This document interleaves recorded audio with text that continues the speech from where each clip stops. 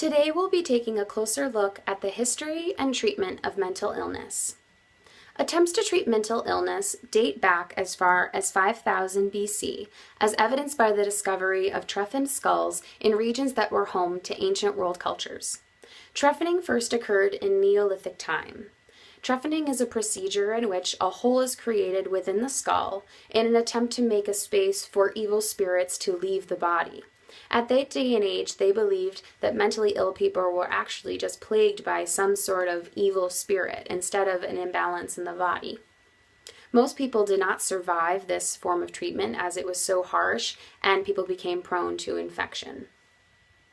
In ancient Mesopotamia, roughly 3400 BC, priest-doctors treated the mentally ill with all sorts of religious experiments, including exorcisms, incantations, prayer, and atonement. They were trying desperately to relieve the person of this evil spirit. The ancient Egyptians between 3000 and 2500 BC seemed to be the most forward-thinking people that we had seen yet. They started to assess the social influences of people with mental illness. They encouraged people who were struggling to go and enjoy more of life, to go to concerts and dance and be with loved ones and to become more and more social. They also were the first to really be advanced in the terms of medicine, surgery, and the knowledge of the human body in general. In all of these ancient civilizations, so much of the ideas and principles of mental illness stemmed from the philosophy that people were being plagued by some sort of deity or god because of something they had done wrong in their life. They were being punished, and so they were plagued with these spirits or evil that their body needed to get rid of. 3rd century BC, Greek physician Hippocrates was the first to deny the long-held belief that this was something related to a spirit possessing the body. He was the first to really start to take a look at the natural occurrences in the human body and the pathology of the brain. Through the Middle Ages, mental illness was believed to be a result of the imbalance of fluids within the body. In order to bring the body back into equilibrium, they started to utilize different treatments, including bloodletting, vomiting, and utilizing laxatives in order to cleanse the body and reestablish that equilibrium of the liquids in the body. During this time, the radical increase of people who were being diagnosed as mentally ill called upon others to create asylums. The most famous and foremost asylum was Valencia Mental Hospital, which was in Spain and developed in 1406.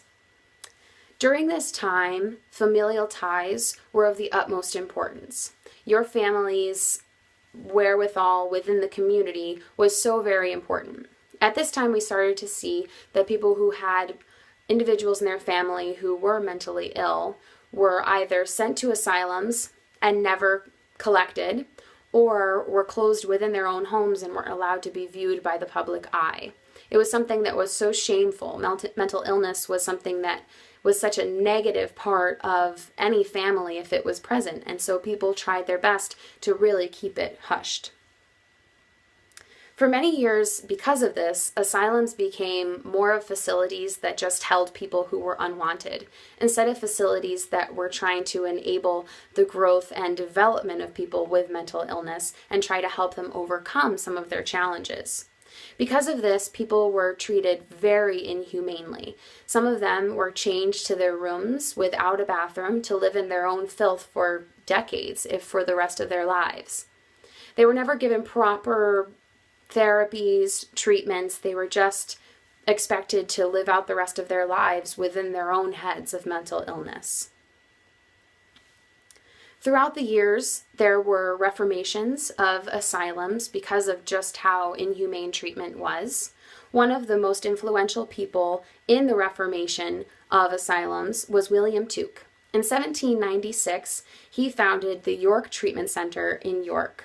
He was a Quaker and really believed in the respect and compassion that the mentally ill deserved, and so he implemented that into his treatment center.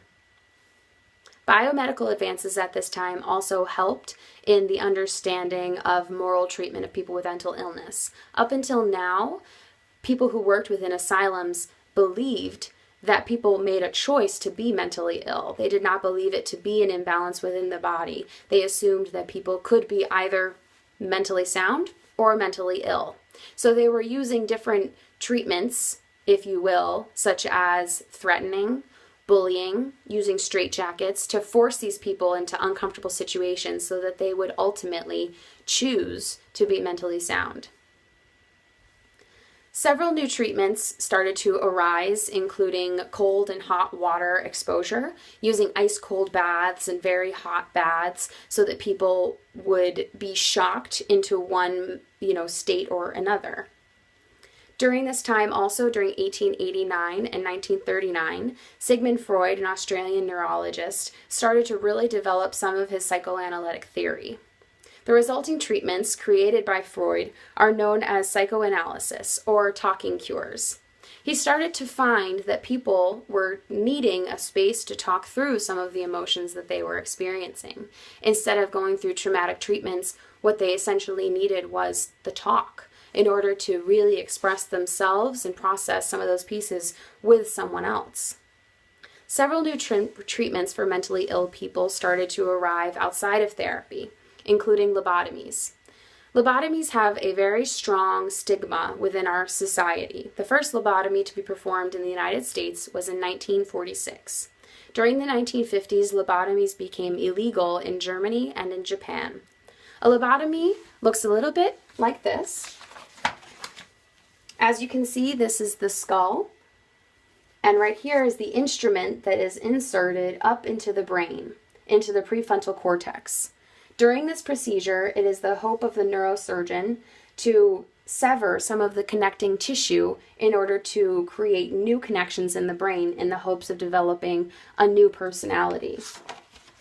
There was never substantial evidence that this was an effective treatment, and therefore people started to see it as very inhumane, taking away the essential character of people by just scrambling the front of their brain. Another interesting treatment that came about during the 30s and 40s of the 20th century was electroconvulsive therapy, also known as ECT. During ECT, electric waves are sent through the brain. It was frowned upon for many, many years after the 1930s and 40s when it became popular because of just how intense some of the treatments were. People weren't being properly anesthetized, and nowadays people are being treated properly and they're seeing some significant results in ECT treatment.